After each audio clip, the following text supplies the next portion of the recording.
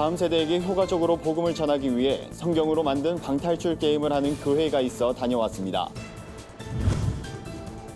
군포 제1교회 권태진 목사와 성도들이 따뜻한 후원의 손길과 응원으로 굿TV 미디어 사역에 동참했습니다. 기부와 나눔 문화를 선도하며 소외 이웃들의 사회적인 일자리 창출에 앞장서는 곳이 있어 찾아가 봤습니다. 안녕하십니까. 굿TV 뉴스입니다. 주일학교가 사라지는 교회가 늘면서 다음 세대 목회를 고민하는 교회가 많습니다. 이런 가운데 성경 문제를 풀어야 방을 탈출할 수 있는 게임을 통해 복음을 전하는 교회가 있다고 하는데요. 청소년들에게 인기가 많다고 합니다. 해외 수출도 준비 중이라고 하는데요. 하나은 기자가 취재했습니다. 안대를 쓰고 방에 입장하는 학생들. 방탈출 게임 바이블 키워드를 하기 위해서입니다. 웅장한 카운트 소리와 함께 10가지의 미션이 주어집니다. 미션은 예수님의 탄생부터 공생의 사역, 십자가의 달리심, 부활까지 말씀을 가지고 문제를 푸는 겁니다.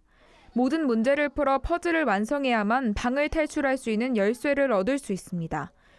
학생들은 증강현실 앱을 이용해 힌트를 얻는가 하면 무전기에 영접 기도문을 외쳐 힌트를 얻습니다. 이를 통해 자연스럽게 말씀을 배우고 기억합니다. 전도사님 설교 때는 재미없는데 이런 거 하니까 재밌어요. 방탈출 게임은 어떻게 하면 청소년들을 전도할 수 있을까에 대한 고민에서 시작했습니다. 노방전도를 하며 10년 넘게 학생들과 얘기한 결과 해답은 성경을 접목한 놀이에 있었습니다. 아이들을 만나서 대화할 때 항상 아이들이 교회는 재미가 없다, 교회는 시시하다, 교회는 너무나 지루하다는 그런 말들이 나와서 그래서 저도 마음속으로 그래 새로운 것을 한번 찾아보자라는 그 마음으로 가게 되었습니다. 방탈출 카페를 이제 체험을 하고 나니까 바로 이거다. 여기다가 성경을 집어넣고 기독교적인 가치관을 집어넣었을 때 새로운 성경용어 프로그램, 전도 프로그램이 나올 것 같다는 그런 이제 사인이 왔었고 아무리 전도해도 반응이 없던 학생들은 방탈출 게임 소식을 듣고 교회에 직접 찾아오기 시작했습니다. 방탈출 게임을 체험한 학생들이 또 다른 친구를 전도했습니다. 그렇게 15명이었던 교회 학생들이 40명으로 늘어났습니다.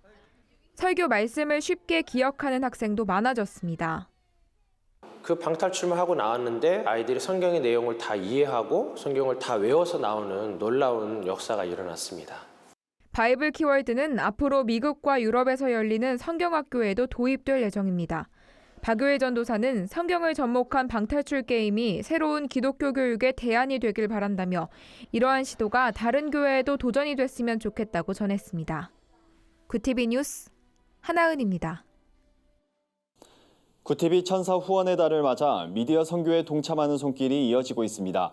군포 제1교회 권태진 목사와 성도들이 굿TV가 미디어 선교 사명을 올바르게 감당하도록 힘을 보탰습니다. 군포 제1교회는 41년 전 경기 군포시 황무지에서 천막교회로 시작해 현재는 지역의 복지와 복음화를 감당하는 버팀목으로 성장했습니다. 사랑과 섬김을 실천하는 군포 제1교회 권태진 목사와 성도들은 굿TV가 복음의 빛으로 세상을 밝힐 수 있도록 미디어 선교에 힘을 보태주셨습니다. 오늘도 굿TV를 통해서 한 영혼에게라도 그리스도의 복음이 닿기를 소원하는 마음으로 참여하게 되었습니다. 다양한 매체로 전 세계 복음 전파에 앞장서고 있는 굿TV를 통해 앞으로도 더 많은 이들이 하나님 앞으로 돌아오길 기도하고 응원하겠습니다. 굿TV 화이팅!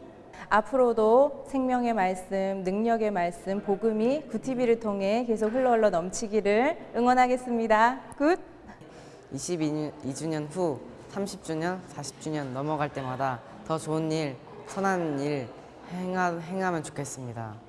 권태진 목사는 예수님의 마음으로 낮은 곳을 섬기려는 굿TV를 응원하기 위해 성도들과 뜻을 모았다고 밝혔습니다.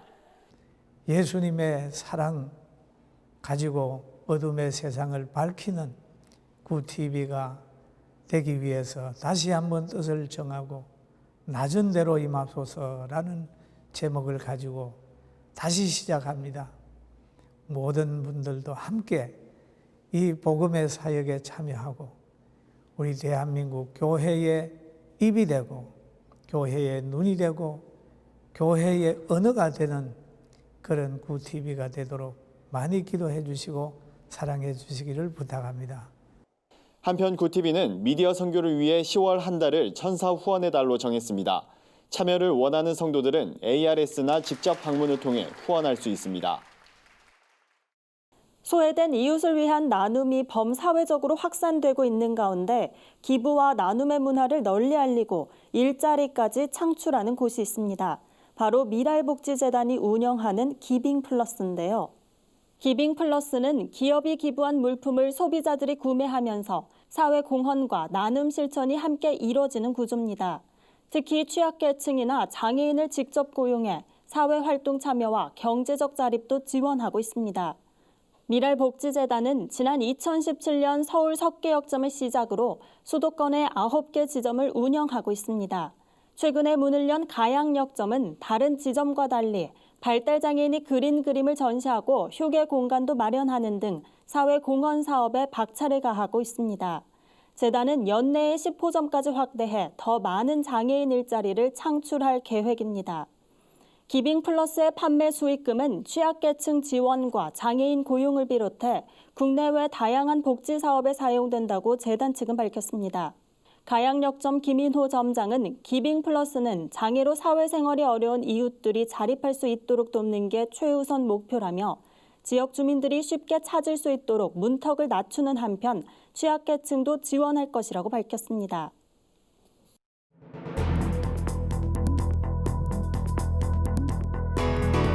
세계 곳곳의 주요 소식을 살펴보는 시간입니다. 영국 하원에서 브렉시트 합의안에 대한 표결을 거부하면서 이달 말로 예정된 영국의 유럽연합 탈퇴가 불투명해졌습니다. 법안 통과가 좌절되자 보리스 존슨 영국 총리는 브렉시트 입법 절차를 잠정 중단하겠다고 밝혔는데요. 자세한 소식 윤인경 기자가 전해드립니다. 가디언에 따르면 영국 하원은 보리스 존슨 총리가 EU 탈퇴 협정 법안을 사흘 내로 신속 처리하자며 표결에 붙인 계획안을 찬성 308표, 반대 322표로 부결시켰습니다. 이에 따라 영국의 유럽연합 탈퇴가 예정보다 연기될 전망입니다. 존슨 총리는 유럽연합 탈퇴협정 법안 상정을 당분간 중단한다며 브렉시트를 2020년 1월 말까지 3개월을 연장해달란 요청에 대해 유럽연합이 결정할 때까지 기다릴 것이라고 밝혔습니다. 전 세계에서 자산 기준으로 상위 0.9%가 절반에 가까운 부를 독점하고 있는 것으로 나타났습니다. 그레이트 스위스가 발간한 글로벌 웰스 보고서에 따르면 자산 100만 달러 이상을 보유한 상위 0.9%에 해당하는 4만 680만 명이 전 세계 부의 44%에 해당하는 158조 3천억 달러를 보유하고 있는 것으로 집계됐습니다. 100만 달러 이상 자산가의 국가별 분포는 미국이 가장 많고 중국과 일본, 호주가 그 뒤를 이었습니다. 반면 전 세계 인구의 하위 50%가 보유한 자산은 전체 1%를 밑돌았습니다. 하위 90%가 보유한 자산은 전체의 18%에 불과한 것으로 나타났습니다. 나루히토 일왕의 즉위 선포 의식이 열린 22일, 도쿄 도심에선 천황제에 반대하는 거리 시위가 펼쳐졌습니다. 일본 언론에 따르면 수백 명의 시민들은 천황제는 필요 없다 등의 문구가 적힌 손팻말을 들고 거리를 행진하며 반대 시위를 벌였습니다. 참가자들은 즉위의식은 일본이 천황의 국가라고 선전하는 것이라며 일본 전체가 일왕의 즉위를 축하하는 건 아니란 사실을 알리려고 나왔다고 말했습니다. 일왕은 국정에 대한 권한이 전혀 없는 상징적 존재이지만 최근 일본 내에서도 즉위의식이 정교분리 원칙에 어긋난다는 지적이 나오고 있습니다. 구TV 뉴스 윤인경입니다. 오늘의 사회 이슈를 박재현 기자가 종합해드립니다. 오늘의 이슈 포커스입니다. 김정은 북한 국무위원장이 금강산의 남측 시설 철거를 지시하면서 금강산 관광의 재개 전망이 한층 더 불투명해졌습니다. 금강산 관광은 고 정주영 전 현대그룹 명예회장이 1989년 금강산 관광개발 의정서를 북한 당국과 체결하면서 물꼬를 튼 바 있습니다. 하지만 2008년 관광객 박광자 씨가 북한 군위손총에 맞아 목숨을 잃으면서 관광이 중단된 겁니다. 23일 김 위원장이 남측 시설 철거를 지시하면서 11년째 이어지고 있는 개점 휴업은 더 길어질 것이라는 전망입니다. 북한 평양에서 개최될 예정이었던 아시아 축구연맹의 클럽 대항전 결승전 장소가 제3국인 중국으로 변경됐습니다. 최근 같은 곳에서 열린 한국과 북한의 2022 카타르 월드컵 2차 예선이 사상 초유의 깜깜이 경기로 치러진 영향으로 풀이됩니다. 당시 북한이 생중계를 허용하지 않고 한국 취재진과 응원단도 받아들이지 않은 것은 물론 특별한 설명 없이 관중석까지 텅 비워 이상한 경기로 세계적인 화제를 낳았기 때문입니다. 아시아축구연맹은 11월 2일 평양에서 열릴 예정이던 AFC컵 결승전 장소를 상하이로 옮기기로 했다며 경기를 치를 두 팀에도 알린 상태라고 밝혔습니다. 보건당국이 모든 국민에게 액상형 전자담배를 사용하지 말라고 권고했습니다. 미국에서 액상형 전자담배 사용으로 의심되는 중증 폐손상 및 사망 사례가 각각 1,479건, 33건 등이 발생했고 국내에서도 최근 폐손상 의심 사례가 1건 보고된 데 따른 것으로 보입니다. 당국은 아동 청소년, 호흡기 질환자 등 비흡연자는 절대 액상형 전자담배를 사용해서는 안 되고 교사와 학부모는 아동의 액상형 전자담배 사용 여부를 각별히 관찰하라고 권고했습니다. 구티비 뉴스 박재현입니다. 글로벌 선교 방송단과 함께하는 교계 소식 전해드립니다. 미얀마에서 스테파노조 선교사 기자가 보내온 소식입니다. 제20차 인도-차이나 선교대회가 21일 미얀마 양군 롯데호텔에서 열렸습니다. 25일까지 진행되는 이번 대회엔 태국, 라오스 등 동남아 5개국 500여 명의 선교사와 가족들이 참석했습니다. 여의도 순복음교회 이영훈 목사와 영락교회 이철신 원로 목사, 삼일교회 송태근 목사 등이 강사로 참여하며 선교사의 재충전과 새로운 선교 방향 재정립을 위한 전략을 논의하게 됩니다. 또한 인도차이나의 선교 역사 20년을 돌아보는 시간도 마련됩니다. 광운교회 최생금 교회 기자가 보내온 소식입니다. 제5차 굴뚝기도 세미나가 부천 중동 순복음교회에서 열렸습니다. 주 강사로 참여한 부천 행복한교회 김우성 목사는 굴뚝을 청소하듯 우리 내면을 정결하게 해야 한다면서 기도로 우리의 내면을 청소하지 않으면 죄가 역류한다고 전했습니다.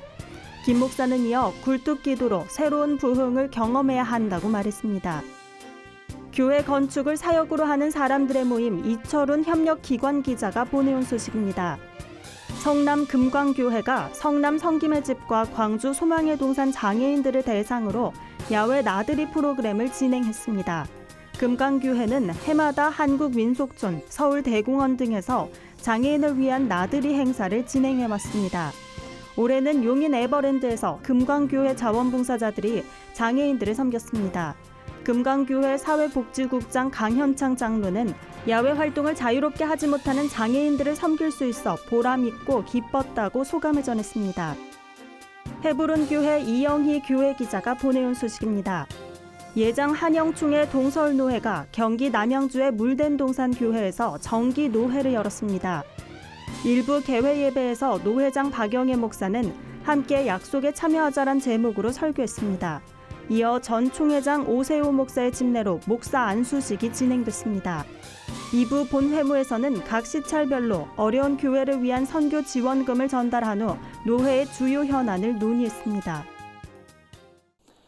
이상으로 뉴스를 마칩니다. 구티비 뉴스는 인터넷 신문 데일리 굿뉴스를 통해서도 보실 수 있습니다. 시청해주신 여러분 고맙습니다.